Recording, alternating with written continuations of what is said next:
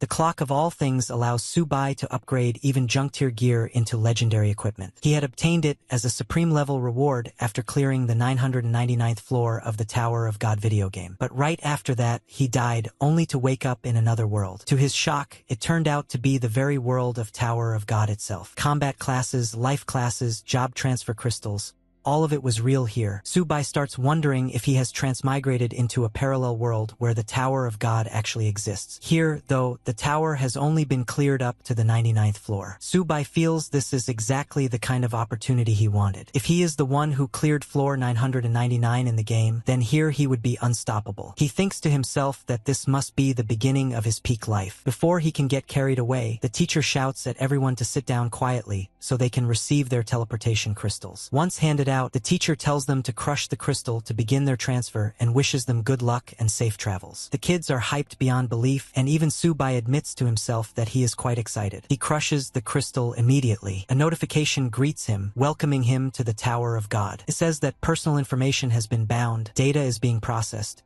and he should wait. Then another message dings, saying that the upload has failed, a pre-registered account has been detected, and it is attempting to log in. Subai feels his pulse race. If it can log into his old account, then he will be invincible. But soon another message arrives. The account information does not match, login has failed, and the system is attempting to clear data. Subai becomes furious. The thought of his old save file being deleted irritates him more than anything. And sure enough, in an instant, all his progress is erased. After the reset, he is welcomed once more to the Tower of God. He immediately recognizes the beginner town, the place where all new players gather to buy gear and supplies before stepping into the tower. While looking around, he receives another system message. Because he had cleared the 999th floor in the original Tower of God, he is being awarded the supreme artifact, Clock of All Things. He mutters in confusion to himself, wondering what exactly this is supposed to be. In the Tower of God, he recalls, items and gear are ranked by color. White for crude, gray for common, green for rare, blue for perfect, purple for epic,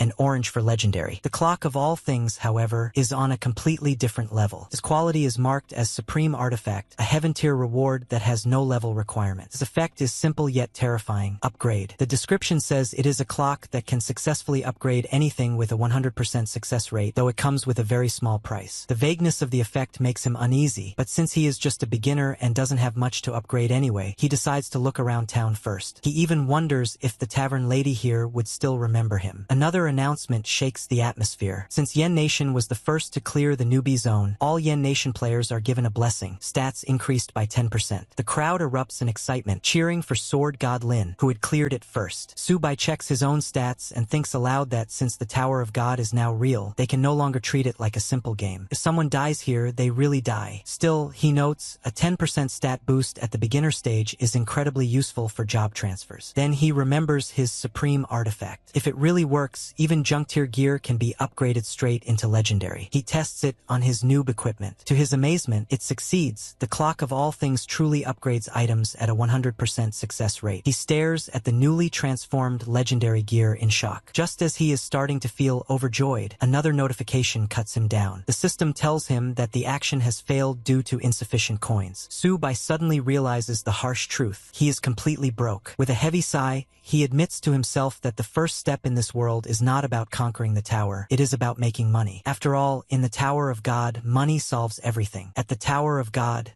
beginners gathered in the thousands. The first announcement hit them like a hammer. Their beginner protection would only last 7 days. 7 days. Fail to change your class in that time, and you're expelled from the tower. That was why every newcomer's top priority was simple: level up fast and get a class change crystal. Some were even willing to buy one from others at ridiculous prices. The crystals were that valuable. Even so, countless beginners were eliminated every single year. Inside the tavern, Subai leaned closer to the counter. He told the tavern lady that he had a few cocktail recipes and wanted to know if she was interested. One of them, he explained, was called Rare Beast Blood Wine, a drink so addictive it would keep customers coming back again and again. The tavern lady gave him a sharp look. She warned him that he'd better not be joking. Subai calmly offered to sell the recipe for 5 gold coins. He promised there was no trick involved. After a moment's hesitation, She agreed. 5 gold was nothing if the recipe was real. Still, she warned him that if he was lying, he wouldn't survive the consequences. Subai wasn't worried. He knew the recipe was genuine. It was only a basic tier 1, and he had knowledge of far better recipes tucked away in his mind. 5 minutes later, gasps filled the tavern. The wine glittered in the glass like a glowing red crystal. Everyone stared, wide-eyed. Then the crowd went wild. People pushed and shoved, fighting to get a sip. Exactly the reaction Subai had expected. The tavern lady tried it herself. Her eyes lit up. She immediately asked how many recipes he had, saying she wanted every single one. Subai chuckled. He told her he had 5 recipes in total, and since they now knew each other, he'd give her a discount. 20 gold coins for all of them. The tavern lady grinned. She told him he was quite the man, and that she was starting to like him. 20 gold coins in a single deal. Considering 1 gold meant 100 silver, and 100 silver meant 10,000 copper,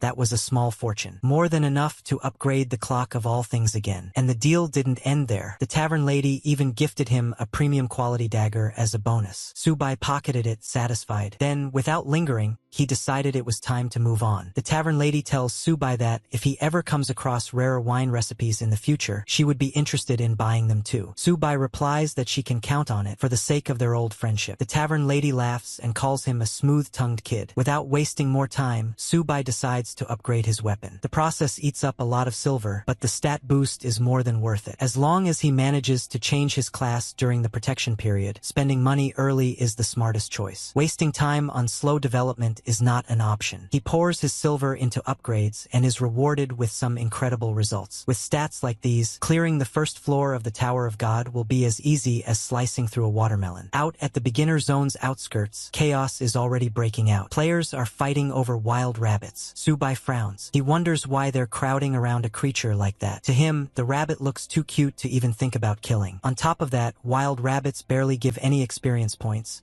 Not to mention they don't even drop copper coins. But when the other players notice him walking closer, they start shouting at him. They tell him not to go into that unguarded area because it's dangerous. Subai doesn't understand what they mean by unguarded area. And then, without warning, a snake bursts out. A wind serpent strikes at him in an instant. One of the players panics and yells for Subai to watch out and come back quickly. He shouts that it's a wind serpent, one of the most dangerous monsters for beginners. Subai only smirks. He mutters that a tiny serpent like this isn't even enough to get stuck between his teeth. With one swift strike, he kills it instantly. The crowd freezes in shock. They whisper in disbelief, asking how he could possibly kill a level 1 wind serpent so casually. Subai waves it off and says there was nothing difficult about it. It only took a flick of his hand. Still, the other players keep warning him. They remind him that if a wind serpent lands a critical hit, it can kill a beginner instantly. With their weak gear and low stats, none of them could survive it. Dying once in this world means being gone forever. Subai just tosses a few copper coins toward them and thanks them for the warning. He tells them to take care of themselves too. The players wish him luck as he walks away, though once he's gone, their tone changes. They whisper to each other about how reckless he is. One of them complains that he even tried to help Subai but got brushed off coldly. He mutters that Subai will probably be dead in 5 minutes anyway. Meanwhile, Subai pushes further outside the safe zone. He notes with satisfaction that there are far fewer players here. That's exactly what he wanted. Another wind serpent appears, but just like before, Subai cuts it down in an instant. This really was just like the game Tower of Gods. But leveling up through rabbits and wind serpents felt painfully slow. Subai realizes that if he wants real progress, he will need to kill more monsters and push through the first floor as quickly as possible. More wind serpents suddenly slither out from the grass, but he cuts them down one after another. Instead of feeling tired, he feels excited, almost playful. Hunting monsters like this was definitely faster, but the drop rate was still frustratingly low. Then, an announcement shakes the entire tower. Season 10 of Tower of Gods has officially begun. All first-time players will receive the tower's blessing. Kill records in the beginner zone have been reset. Luxurious rewards await the first killers. New players, give it your all and surpass the pioneers. The words make Subai pause. Season 10, so that meant the race had officially started. If that was the case,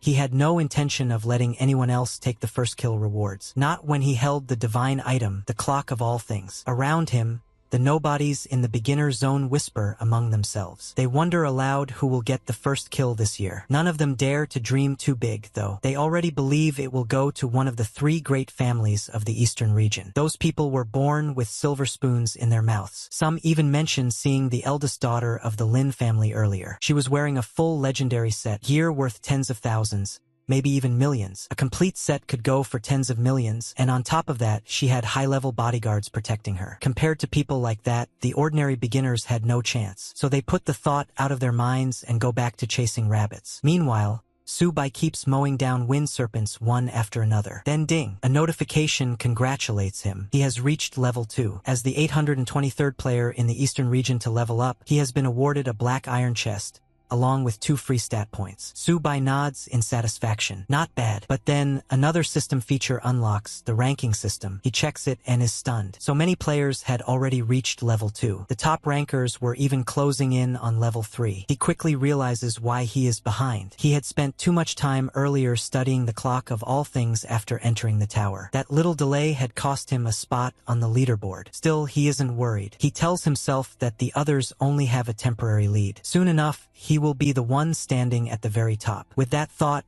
he focuses on the black iron chest he just received. He wonders what kind of reward might be waiting for him inside. Subai opened the black iron chest. Inside he found only a basic cloth armor and 30 copper coins. The system then told him to select which gear he wanted to upgrade. Now he had a weapon and some armor. He thought about it. The beginner boss wouldn't hit that hard anyway, so defense didn't matter much. What mattered was damage. He chose to upgrade the dagger. The system asked how many times. The maximum was 8. Each upgrade would cost 50 copper coins. Without hesitation, Subai decided to push it straight to the maximum. 8 upgrades in one go. More than 9 silver coins gone at once. But he could afford it. The stats refreshed. Only the first upgrade improved the base attributes, while the rest just stacked more attack power. Even so, his total attack was now close to 100 points. It was still labeled as excellent grade, yet the numbers were already on par with rare weapons. Subai knew then, this mysterious watch really was a legendary treasure. With this tool in hand, it was time to step onto the first floor of the Tower of God. The beginner boss, however, only spawned 10 times on the first day. Whoever killed it earned the right to enter the tower. Even teams could only secure a limited number of spots. And the first killer? Almost guaranteed entry. Subai hurried to the boss's location. But when he arrived, he heard the clash of steel and the roars of goblins. Someone was already there. He couldn't believe it. The first kill was supposed to be his. On the field, a group was fighting goblins. Their equipment shone with excellent grade glow. At the center was a young woman in full rare gear, Lin Yuchan, the Lin family's miss. Compared to her, Subai's dagger suddenly felt worthless. Lin Yuchan called for her second faction to regroup. She told the third to push forward and ordered her men to distribute potions quickly. They followed without hesitation. One of her aides told her they would soon reach the first floor at this pace. But Yuchan reminded him not to underestimate the Li and Bo families, since multiple routes could lead to the plains. Then her gaze landed on Subai. Her men noticed him as well. They asked who he was. Subai explained that he was on his own, not part of any team, and that they could continue their fight while he passed through. The Lin family members exchanged doubtful looks. For their battalion, fully equipped, it had taken half an hour just to clear the forest. Yet this young man had arrived alone? It didn't add up. Her aide warned Yuchan that Subai was trying to use their fight as cover to slip past and steal the boss. Yuchan immediately gave new orders. She told her 3rd battalion to cut potion use and instructed them to coordinate with the 4th to stop Subai with everything they had. She wasn't about to let anyone take her first kill. The soldiers turned toward Subai, ready to block his way. Subai only sighed. To him, they were nothing but a nuisance. Subai frowns and tells them they're already fighting their own monsters, so why bother dragging him into it? The Lin family's assistant only sneers. In his eyes, Subai is just a level 2 rookie. He can't understand why this kid dares to resist. The man orders the soldiers to get rid of Subai quickly. He insists they cannot let the young miss lose her chance at the first kill. The troops rush forward without hesitation. Subai doesn't even feel threatened. Instead, he decides to toy with them for a while. Arrows whistle toward him. With a flick of his dagger, he deflects them all. The motion is so effortless that even Lin Yuchan herself looks stunned. More fighters leap at him, blades flashing. Yet they can't land a single blow. Subai slips through their formation, dodging with ease, and takes them down one after another. The assistant freezes in disbelief. To him, this is impossible. A level 2 rookie shouldn't be able to wipe out trained fighters in an instant. The men falter. Then they retreat. Subai warns them that while they may be stronger than the average rookie, they are still far from enough to bring him down. He moves again, striking with precision. Critical hits land one after another, dropping soldiers before they can react. The assistant blurts out in shock that these are critical hits. He can't process what he's seeing, but then he quickly shouts for everyone to fall back. Even while retreating, he grits his teeth and warns Su-bai not to get too cocky. He asks if Su-bai even knows whom he has angered. Su-bai dismisses him coldly. He tells the man that he doesn't care who they are. Anyone who stands in his way won't walk away unscathed. The threat hits hard. The assistant's face twists with rage. Before he can retort, Lin Yuchan suddenly cuts in. She tells her aide, Zhang Fei, to shut up. Then she looks at Su-bai and calmly suggests that perhaps they should make a deal. Everyone is stunned when Lin Yuchan suggests making a deal. Su-bai narrows his eyes, curious about the details. Yuchan studies him carefully. He arrived alone, yet from the way he fought earlier, he is clearly no ordinary player. She tells him that there can be no understanding without a fight and asks him to name his price. Her assistant, Zhang Fei, looks uneasy, but Yuchan silences him. Delaying their progress in the Tower of Gods would bring real consequences, and she knows very well that Zhang would never be able to shoulder that responsibility. Su-bai finally speaks. He tells them that the matter is settled. He guarantees he won't attack again. In return, they must pay a protection fee based on headcount, 1 silver coin per person. To him, that is a fair price. Zhang explodes in anger, demanding to know if Su-bai is dreaming. But Su-bai only replies coldly that this is the cost of keeping their lives, and asks if anyone has any objections. Once again, Yuchan cuts Zhang off. She accepts Su-bai's demand, but instead offers him 3 gold coins, saying he can consider the rest a token of friendship. She also asks him to add her as a friend. Su-bai then tells her that to add her as a friend, 1 more gold coin is required. To everyone's disbelief, Yuchan agrees. Those behind her clearly dislike the arrangement, but none dare to oppose her decision. Zhang mutters that this stranger is blatantly exploiting the situation. Ignoring him, Yuchan proposes something else. She suggests that Su-bai join them to hunt the beginner area boss together, so they can claim the first kill reward. Su-bai thinks to himself that the first boss in the eastern beginner area must be very important to her. He agrees, but adds a condition. He will lead the group. This pushes Zhang over the edge. He snaps that Su-bai must be dreaming. Lin family elites trained since childhood have no reason to follow a mere level 2 rookie. Su-bai remains firm. If they want to kill the boss, they must follow his orders. Otherwise, he has nothing more to say. He won't let anyone slow him down. Yuchan surprises everyone by agreeing to his demand. Zhang, however, protests again. He reminds her that Su-bai is a stranger and not someone they can trust. But Yuchan dismisses his objection. She tells Su-bai that, while he may move freely, leadership is something she cannot hand over. Su-bai doesn't argue. He simply says that if that is the case, then there is no need to waste more words. He turns to leave. Yuchan calls after him, asking if he doesn't want to reconsider. She offers him 100 gold coins. Su-bai only replies that the first kill reward is worth far more than 100 gold, and he won't let them waste his time. Zhang sneers at his retreating back, saying that this man thinks he can break the world record for the first kill. To Zhang,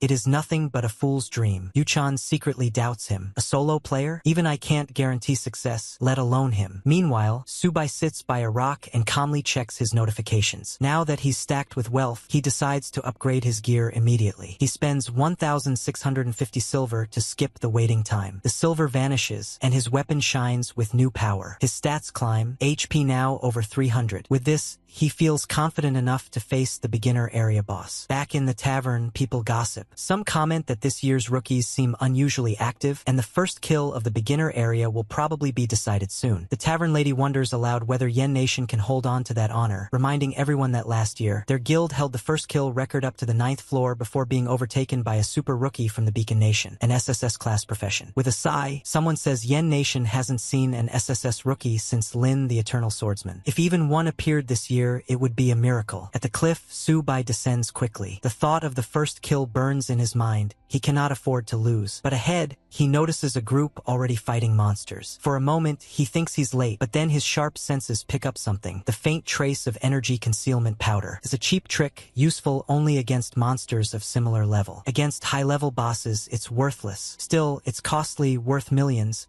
and seeing it here tells him the enemies are well-funded. Dozens of fighters struggle against mobs while their leader watches from behind. Su-bai is relieved. The boss hasn't been provoked yet. If it had, he would have to wait an hour for respawn. One of the group members notices him and asks if they should stop the newcomer. Their leader, Wang Zishi, the legitimate son of the Wang family, one of the 3 great families of the eastern region, waves him off. To him, Subai is just a lone wolf. Lee Yura, daughter of another great family, sneers that this fool dares to covet what isn't his. But the sneers fade when Subai ignores everyone and heads straight for the boss. The Goblin King roars to life as Subai closes in, a notification flashing in his vision. Beginner area boss, Goblin King. The others wait for the slaughter, certain the monster will crush him. Wang Zishi smirks, saying there's no need to interfere, and Lee Yura agrees, dismissing him as trash. Then the fight begins. The Goblin King swings his massive club, but Subai slips past with ease. His dagger flashes, landing a critical hit that tears away over 100 HP in one strike. The king howls in pain, but Subai calls him nothing more than a barking dog and continues. Another critical hit slashes across the monster's chest, another 100 HP gone in seconds. The crowd stares in disbelief. The Goblin King's weak points, chest, lower back, and eyes, are being exploited flawlessly. They can't believe what they're witnessing. A level 2 rookie standing toe-to-toe with the area's strongest monster, parrying its blows and landing devastating counters. Even Lee Yura is stunned. None of them expected this lone stranger to last more than a few seconds, let alone overwhelm the boss. The lady turns to Brother GC and asks what is wrong. Brother GC replies that he cannot understand how Subai is using Flash Step, since all 3 of his attacks have been critical hits,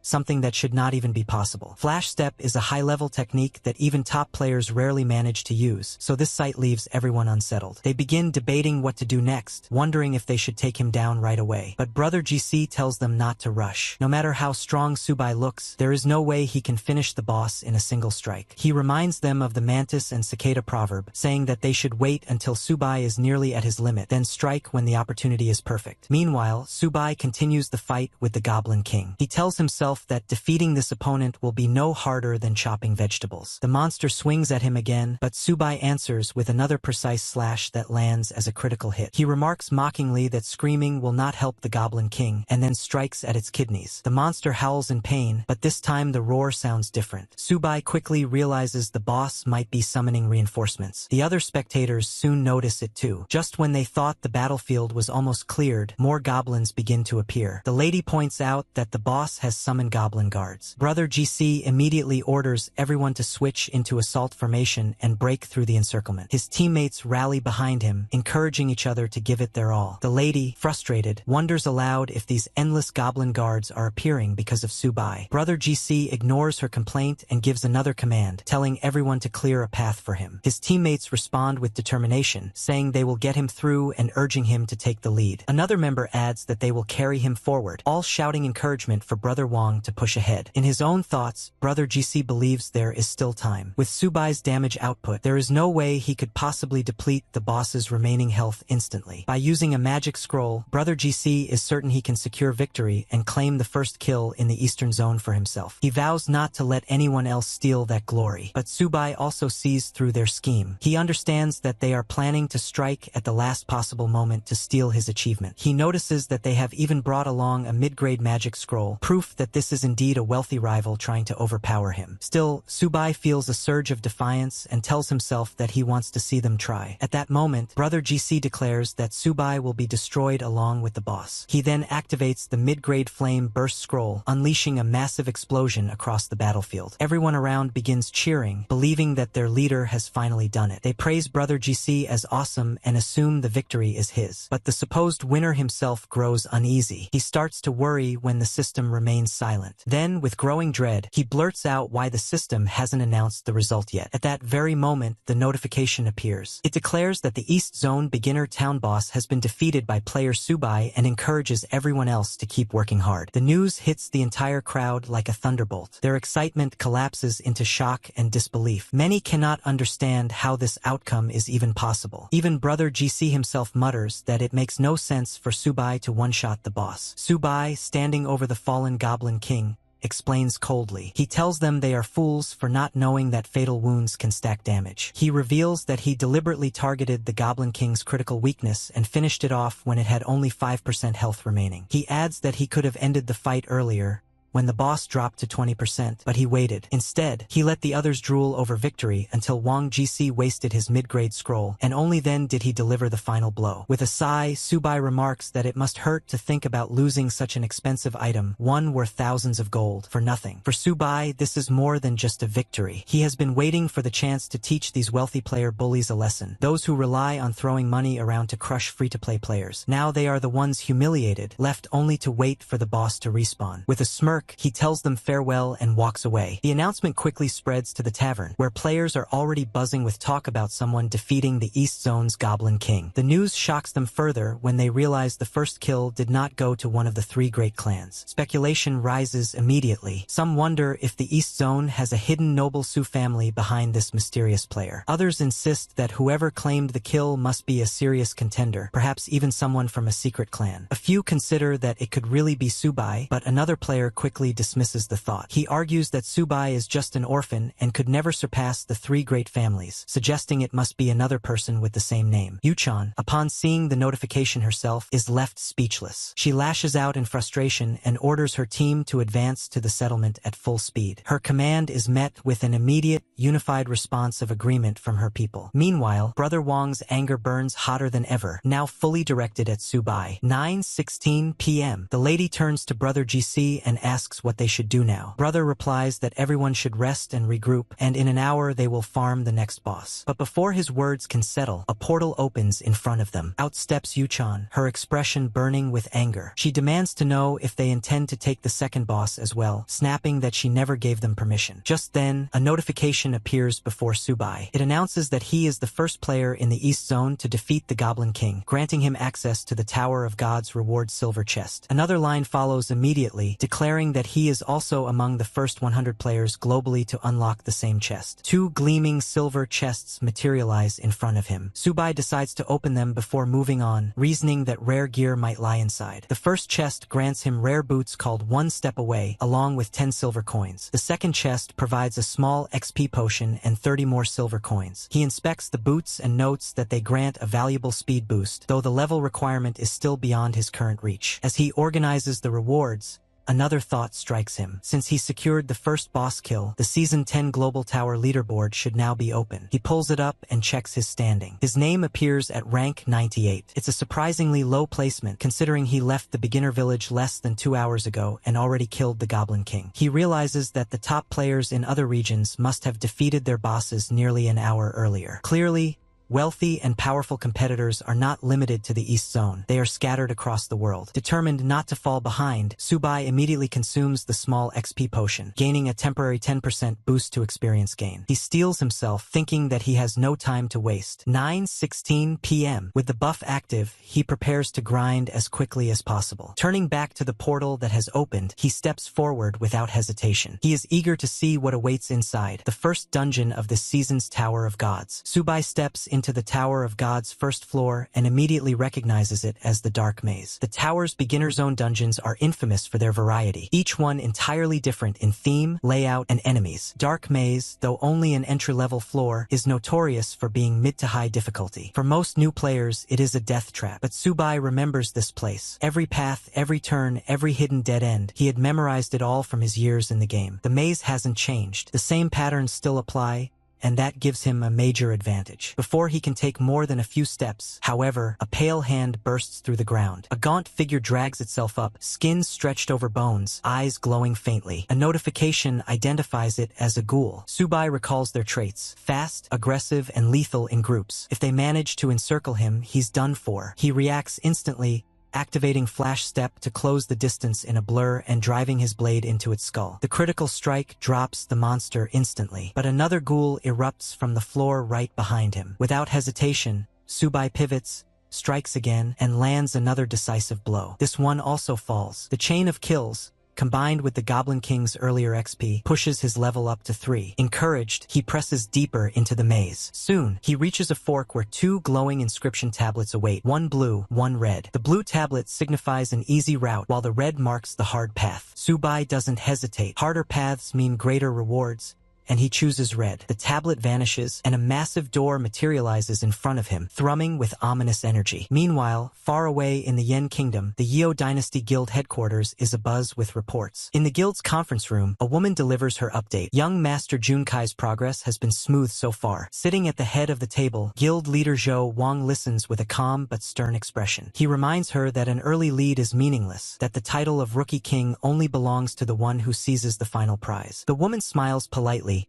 insisting that with Zhou Wang's careful arrangements, young Master Junkai is all but guaranteed victory this season. But her words ignite the leader's fury. He roars at her, calling her a fool, warning that the Rookie King is not a title that can be inherited or bought. Every past king carved their name with blood and survival against overwhelming odds. One of the guild's assistants bows his head, agreeing with the leader's criticism. Zhou Wang exhales slowly, temper cooling. He admits softly that he only hopes his son will not disappoint him. Back in the maze, Subai's situation grows harsher. Ghouls continue clawing up from the floor, their shrieks echoing through the darkness. They try to encircle him, lunging from every direction, but Subai stays sharp, cutting them down one by one before the trap can close in around him. So far, Subai's critical hits have been carrying him well. In less than half an hour, his kill count has stacked up, and the tower's generous experience rates keep pushing him forward. After finally clearing a room full of ghouls, something unusual catches his eye. A gray tablet half hidden against the wall. It marks a hidden chamber. Picking the hard route has paid off, and this is his bonus. He decides to go inside. The moment he enters, more ghouls surge out of the ground, far more than before. Their shrieks echo in the chamber as they swarm from every side. He counts quickly. There must be at least 50. With no hesitation, he dives into battle, slashing through them in a blur. Flash step becomes his rhythm, his blade carving critical strikes as bodies collapse one after another. Half an hour later, the final ghoul falls. Subai is breathing hard, but the notification flashing before his eyes makes it worthwhile. He is leveled up to 4, and gained 2 free attribute points. With the hidden room cleared, he is awarded an S-rank battle evaluation,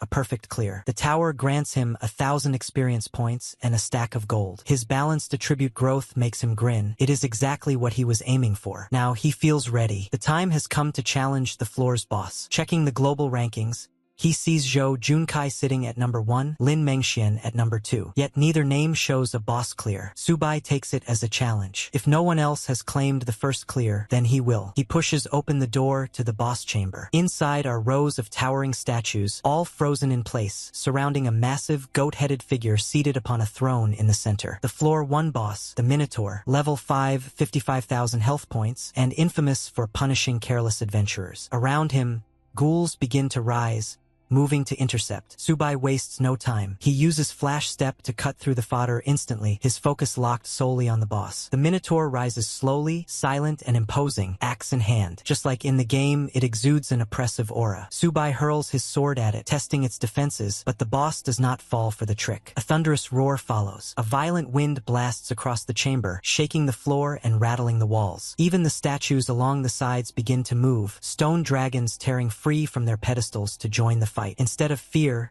Subai feels his blood pumping. The fight has finally become worthy. The Minotaur swings its axe in a devastating arc. Subai leaps high, using a gap step to avoid the crushing strike, and drives a critical blow against the beast's shoulder. The hit lands, but the boss's massive health bar barely shifts. Only a sliver disappears, a mere 150 points gone. And the real battle has only just begun. The Minotaur lashes out, its massive axe slashing towards Subai. He sidesteps with flash gap, unfazed, and turns the momentum against the boss and its stone minions. The beast stomps the ground, triggering a glowing magic circle. Flames burst outward as the Minotaur activates its signature skill, Bull Charge, and rushes forward with incredible speed. Subai is caught off guard by how quickly the skill has been used, but he regains his composure instantly. He vaults into the air with flash step, avoiding the charge, and drives his blade down in a vicious strike. The hit lands cleanly, this time tearing away a full 1,000 points of the Minotaur's health. The statues surrounding the chamber close in, sensing an opening while Subai is locked against the boss. But he cuts through them in a blur, turning their ambush into free experience. A new notification flashes. Level up, Level 5, plus 2 attribute points gained. Without hesitation, he equips a new pair of boots, boosting his speed to terrifying levels. Now he's everywhere at once, darting across the arena faster than the boss can react. The Minotaur roars and swings, but every attack misses as Subai circles it, striking from all directions. The monster grows frantic, unable to lock him down. When he suddenly appears behind it, the Minotaur tries to counter by entering its berserk state. But Subai anticipated it. With its stamina burning too quickly, the effect fizzles out before the boss can land a decisive blow. Subai seizes the moment. A deep stab tears through its hide, inflicting heavy bleeding, and its health bar plummets. The Minotaur is left staggering,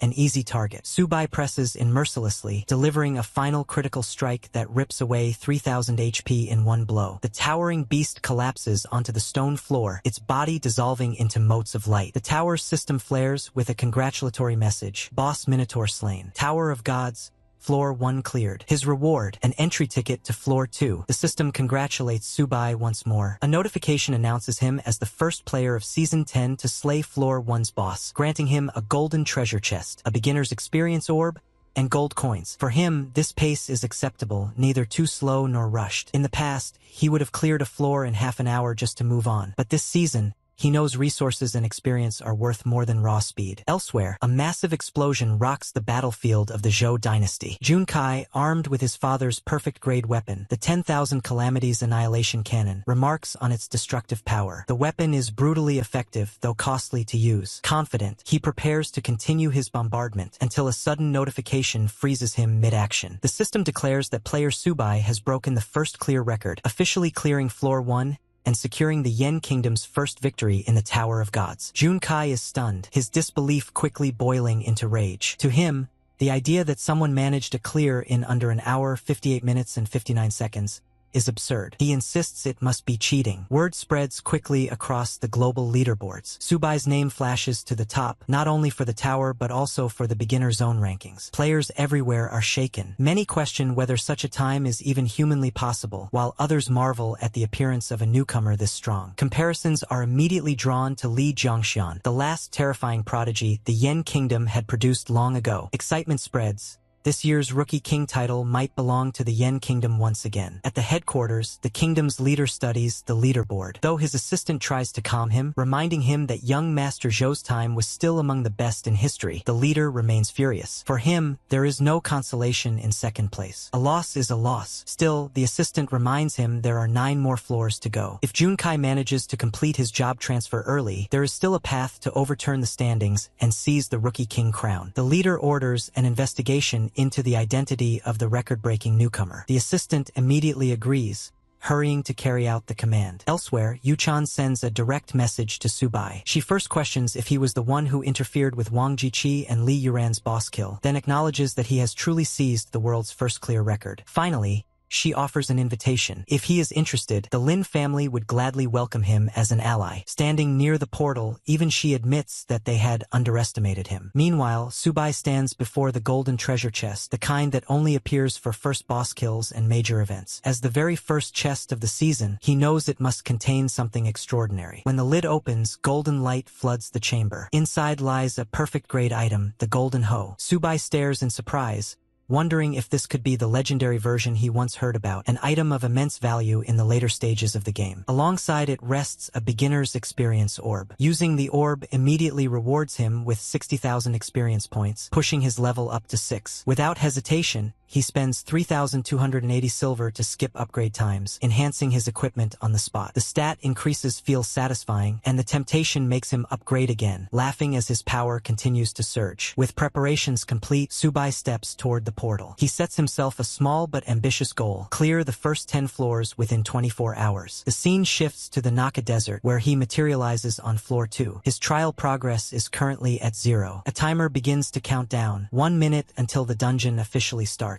The rules here are simple but grueling. Survive 10 waves of monster invasions. Too slow, Subai thinks. If he wants to maintain his momentum, he'll need to find a way to force the monsters to spawn faster. Just as the countdown continues, a sudden threat emerges. A sawtooth lizard appears right behind Subai, but it isn't alone. Dozens more follow, crawling out to surround him. Even faced with this sight, Subai only feels impatience. The pace is too slow, the waves waste his time. If he lets them drag on, his first clear record will slip away. So instead of waiting, he takes the initiative. His blade flashes, every strike landing a critical hit, and in moments the entire group is reduced to corpses. The system timer keeps ticking. Normally, surviving the wave should take 10 minutes, but Subai finishes in less than 2. Another surge of monsters pours out from the portal, but he dismisses them as still too slow. To accelerate the trial, he activates one step away. Since fate had given him such a glorious restart, he vows to push beyond every limit he once knew. Each monster falls to a single blow, and he declares that he will break all the records from his past life. Moving with relentless speed, he tears through Wave 2, Wave 3, Wave 4, and Wave 5 without pause. At last, he steps into the boss chamber of Floor 2. Waiting there is the little werewolf, growling with challenge. Subai hardly considers it a threat. He simply wants it to die quickly and not waste his time. With one strike of steel flash, the creature collapses. The clear notification rings out, awarding him a Floor 2 entry ticket to proceed to the next level. Laughing to himself, Subai turns toward the reward waiting at the center of the chamber, another golden treasure chest. He opens it eagerly, and as expected of a perfect clear chest, brilliant light spills forth. Inside rests a piece of perfect grade equipment, linked purple gold armor. He upgrades it once, careful not to push the level too high, or else he won't even be able to wear it yet. The cost is steep, draining a good chunk of silver, but when the upgrade completes, the armor's glow eclipses everything else in his inventory. As expected of perfect-grade gear, it radiates unmatched quality, making every other item seem second-rate by comparison. Using the Novice Experience Orb, he gains 50,000 experience. A notification pops up congratulating him for reaching level 7 and awarding free attribute points. Not bad at all. Subai figures this should be enough to handle Floor 3, so he moves forward. But just like that, over 100 gold coins vanish. He realizes he really needs to start earning faster. Stepping into the portal, he enters Floor 3, the Silken Cavern. A huge horde of monsters rushes toward him. Rats, massive spiders, all kinds of creepy crawlies. Subai laughs, calling them little cuties as he slashes through them instantly. A few other players are battling a giant boss here, but Subai barely glances. He tests it with his 10,000 annihilation cannon, noting the boss isn't much of a challenge. Notifications confirm his success. He's congratulated for slaying the Minotaur and clearing Floor 1. He receives a Floor 2 entry ticket. His clear time is 2 hours, 25 minutes, 30 seconds. Subai exhales, telling himself it was intense but manageable since the boss's rage mode is limited. Another notification delivers a rare weapon, the exquisite long sword, and he laughs at the reward. He notices a world announcement stating that player Subai has set the first clear record for Tower of God Floor 2, a win for the Yen Kingdom. Subai notes the clear time, 29 minutes, 42 seconds. He thinks it's insane, then admits to himself that he's still too weak and wonders who else might be out there. He then tackles a giant spider, explaining to himself that it's time to show what true speed leveling looks like. Another notification pops up, congratulating him for setting the first clear record on Floor 3 in 25 minutes, 45 seconds, another victory for the Yen Kingdom. On Tower of God's Floor 4, the Crimson Flame Desert, Subai is already swarming through a horde of reptile-style monsters. Despite the chaos, he sets the first clear record, finishing in 22 minutes and 23 seconds. On Floor 5, the Misty Swamp, he moves even faster, taking down the monsters and clearing the floor in 19 minutes, 58 seconds. News spreads like wildfire. Everywhere, people talk about Subai's insane speed. 3 floors cleared in barely over an hour. It's unreal. Whispers float around. Is he a genius? A monster? A god? Some claim he just gets stronger the higher he climbs, while others wonder if maybe the rookie floors this season are unusually easy. Someone brings up Zhou Junkai, the Dynasty Guild Master's son, noting that he heard Junkai brought the 10,000 Annihilation Cannon into Floor 1. Another confirms it, explaining the cannon vanished from the weapon rankings, probably melted down into a newbie weapon. Yet everyone wonders if Subai somehow snagged an epic-grade weapon for himself. Later, in a strategy group meeting, a cluster of Yen Kingdom elites stands around. Pai Lingxiu comments on how intriguing Subai is, while Nancian adds that his background is a complete mystery. No parents, no backing, and at school, his combat class scores were unremarkable. Pai Lingxiu wonders aloud if Subai might have discovered something extraordinary in the tower. Nancian points out that even for the first-tier strategy group, epic-grade gear is incredibly rare. Only about 10 exist across the entire Yen Kingdom. She teases that Subai must have some nerve, being one of the top 5 assassins and already coveting a kid's weapon. Another member notes it's easy for her to say, considering she wields the silk-tasseled Fire Phoenix Spear, while most in the group don't even have a full set of perfect-grade gear. The discussion tension escalates until the strategy group captain, Su Kong, steps in, frustrated, telling everyone to calm down. Captain Kong tells the group that if Subai comes out without pulling an S-rank or higher job transfer crystal, they should try to buy his epic weapon. But if he does pull one, they'll invite him for a strategy group trial. One of the members cautions the captain, saying the second-tier team is essentially a reserve squad, and that newcomers should start in the rookie squads first. Only if they perform well should they move up to the third-tier team. Kong interrupts, saying that the rookie squads these past 2 years haven't produced much. If Subai can become rookie king, there's no harm in cultivating him. The member opens his mouth to argue, but Kong simply walks off, declaring the matter settled. Nancian is reminded to worry about her own progress. If she can't make her second transfer this month, she might roll down to the second-tier team. Meanwhile, through another portal, Subai checks his character attributes. He notes that his luck isn't bad. Every level up gives him 8 random stats, but upgrading gear is draining him. Each upgrade now costs about 13 gold, and with only 300, he can't afford many. Clearing floor 10 will net him roughly 500 gold, and claiming the Rookie King title adds another 200. Still, he worries about where he'll get more money. He's basically broke. Then he remembers Lin Yuchan's messages. She'd asked if he was the one who sniped Wang Jaisai's boss, congratulated him on the first clear record, and offered cooperation. The Lin family is willing to welcome him as a guest retainer, even offering a 20 million annual contract, later raised to 30 million. They'd already transferred 100,000 in real currency to his account, calling it a red packet in case the deal didn't work out and apologizing for chasing him earlier. After reviewing the messages, Subai decides it's time to do some business. He messages Lin Yuchan, asking if she's interested. She immediately replies, asking about the price of job transfer crystals. Subai sets the rates. D rank, 1 gold, C rank, 5 gold. Anything above C, negotiable. Lin Yuchan notes that this is far below market price, but agrees anyway, saying she'll take them all. Subai tells her he has 13 for now, with more to come, and gives her 6 days to raise funds. They'll trade once he exits the tower. Lin Yuchan confirms. Subai chuckles to himself, noting just how much power the rich wield. With the deal set, he turns back to leveling, moving toward another portal to enter floor 6. The 6th floor is Wild Oasis. Among the Grand Canyons, a few wyverns circle the skies. Subai looks around and says that Wild Oasis is a leap in difficulty. He explains that the boss here is a roaming type with no fixed spawn point, meaning luck will play a big role. Luckily, he has a flying dragon crossbow upgraded to +10. It's rare grade and has impressive attack power. He equips it and remarks that it's a good thing he prepared long-range gear in advance. Still, he admits he didn't bring enough arrows,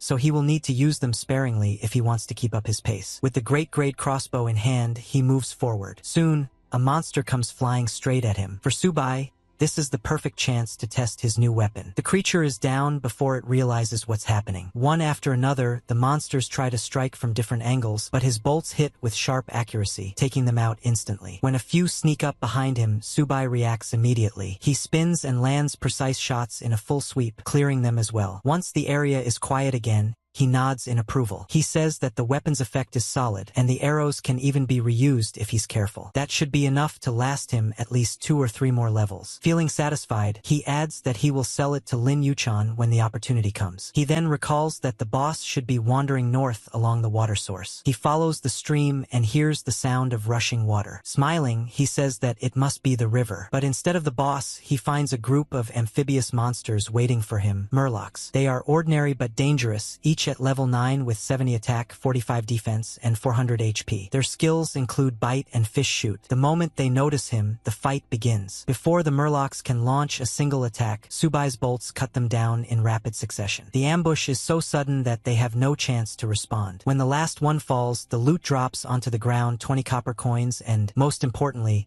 a B-rank job transfer crystal. A system notification prompts him to pick it up. He laughs to himself and says that the rumors about this floor's high drop rate seem to be true. Without wasting time, he lists the crystal for bidding, curious to see how will the response be. Lin sees the trade request and remarks that, as expected of Subai, he is very efficient. She offers 10 million in cash, along with 100 gold coins as the highest bid, plus another 1 million cash. Subai agrees, and Lin responds that they have a deal. With the transaction done, Subai keeps on hunting monsters. As he continues, he notes that this way of making money is not slow at all. Then he hears something different.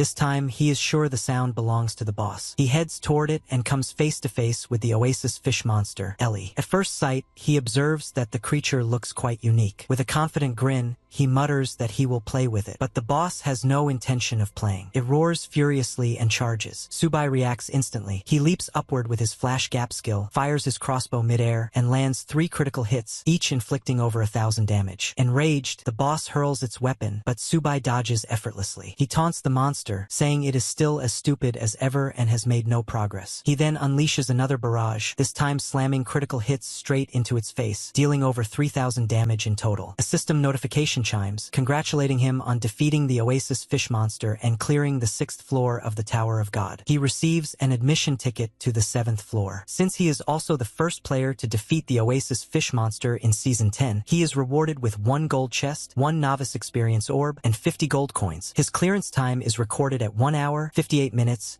and 59 seconds, setting a new first clear record for the 7th floor. He also earns the title Murloc Hunter. Though he admits the level took more time than expected, he feels the extra rewards are worth it. 5 silver treasure chests appear around him. One after another, the notifications inform him of the loot: 10 small blood replenishers, 5 gold coins, 50 silver coins, and a piece of excellent grade equipment, the Fish Demon Gauntlets. He also acquires 10 small experience potions and 30 copper points. Looking over the rewards, he mutters that the drops are not extraordinary but still better than nothing. Examining the Fish Demon Gauntlets, he decides to upgrade them. After enhancing them to +8, he equips the gauntlets and notes that their properties are impressive enough to use for now. With his new gear in place, Subai heads toward the portal leading to the 7th floor. He sets his sights on a clear goal: to conquer the first 10 levels within 20 hours. He tells himself that if he can finish within a day, the Rookie of the Year title will surely be his. But just as he prepares for the next step, a global announcement resounds across the tower. It congratulates player Lin Mengswan for obtaining the S-level profession, Berserker. The news surprises Subai. He winces and admits to himself that he hadn't expected the first S-level player to be Lin Mengswan, wondering how that guy managed to appear so quickly. People everywhere start talking about Lin Mengswan. Many wonder whose eldest daughter she is, since the Lin family from Beijing already has a Lin Mengswan who married Li Jianxian. That Li Jianxian is an invincible figure, ranked number 1 in the world. When the news spreads, most players can't believe their eyes. From their perspective, Lin Mengswan has the potential not only to become Rookie of the Year, but maybe even surpass future competitors. After all, someone who climbs to the very top can sometimes outshine even the current first place. If even the second-ranked player can't deal with such a person, then what hope do the rest have? The shock grows when people realize this Lin Mengswan is actually Li Jianxian's future daughter-in-law. That connection makes her rise even more intimidating, because it means Li Jianxian's power and influence will likely back her up. Still, it feels impossible. Subai has already reached the 7th floor, yet she hasn't cleared past the 3rd. But with her pre-job change completed, her combat power will increase dramatically. By the time she reaches level 10, her strength will be undeniable. Some players speculate further. One woman points out that Li Jianxian must have prepared big tricks for her, because there's no way he wouldn't. Another guy agrees, adding that even the king of Zhou handed down his weapons to his son. Meanwhile, someone checks the ranking list. It shows Subai in 1st place, Lin Mengswan in 2nd, and Zhou Junkai in 3rd. Zhou Junkai himself grows irritated as he stares at the board. Muttering to himself, he says it's fine to be behind for now. Once they all reach the 5th floor, he'll make them suffer. Back inside the tower, the 7th floor reveals itself as the Dark Castle. To most, the monsters here are terrifying, but to Subai, they're nothing more than piles of old bones. He remembers their weak spots perfectly and keeps landing critical hits, clearing enemies with ease. It looks like even this floor won't slow him down for long. Elsewhere, on the 4th floor, the Scarlet Desert, Lin Mengswan is pushing herself hard. She refuses to lose to anyone. Even though she has just gained the Berserker rank, she knows she must push past Subai if she wants to secure her place at the top. Zhou Junkai finally reaches the Tower of God's 5th floor, the Misty Swamp. Laughing proudly, he declares that with the Fate Stone fragment, he can finally change his job. A notification soon confirms it. He has obtained an SS-level job change crystal and successfully transferred to the rare SS rank Gunner class. But while Zhou is celebrating his breakthrough, Subai is already far ahead. He's battling through the Tower of God's 8th floor, the Abyss of Pain. The grim Reaper-like monsters that lurk here don't stand a chance. Subai keeps landing critical hits,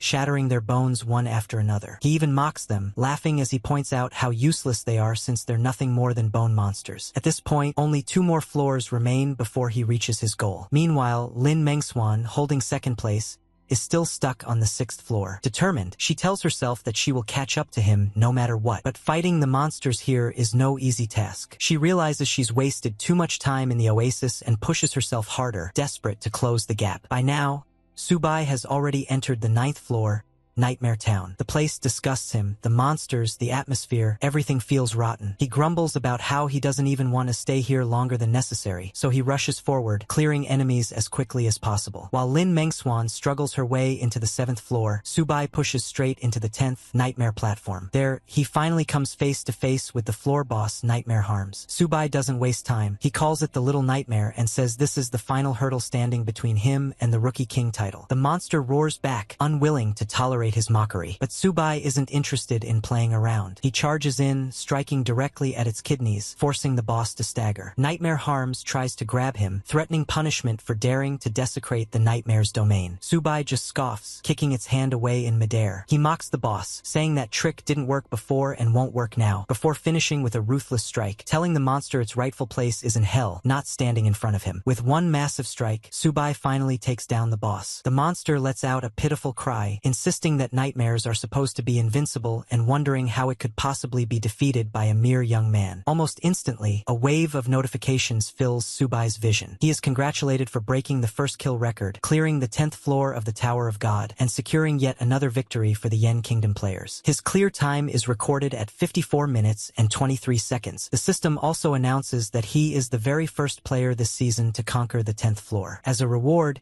he receives a random SSS-level job transfer crystal and, at last, the long-awaited Rookie King title. The title boosts monster hunting experience by 100%, passively increases all attributes by 20, and remains valid until the start of the next season. Subai can't help but feel delighted. He remarks to himself how he has finally achieved both the SSS-level crystal and the Rookie King title, something he never managed to obtain even after clearing 999 levels in his previous life. Looking ahead, he notices the line of gleaming gold treasure chests waiting for him. He decides to open 5 at once, hoping for something worthwhile. From the first, he is congratulated for obtaining the rare grade weapon, the White Tiger Sword. However, he dismisses it as underwhelming, noting that its attributes aren't really suited for his build. The next chest grants him a lost treasure map, which excites him. He reflects on how useful treasure maps can be, since with enough luck, they may lead to perfect grade equipment. Another chest rewards him with a rare grade energy shield, followed by a light effect stone. He acknowledges that while the shield isn't particularly useful for him, the stone is valuable, as it allows equipment to be hidden and prevents unnecessary trouble. Finally, he draws the perfect grade equipment Fire Dragon's Fist. This catch immediately grabs his attention, and he quickly tries it on. He notes that the stats on the gloves are close to epic level, and the flashy movements created when wielding them are impressive. He feels confident that this weapon will make it much easier to deal with tougher monsters moving forward. Satisfied, he opens up his stat window to review his current progress. His profile shows: name, Subai. Level, 10, cannot be upgraded yet. Occupation, not yet changed. Strength, 80 plus 8. Agility, 80 plus 8. Physical,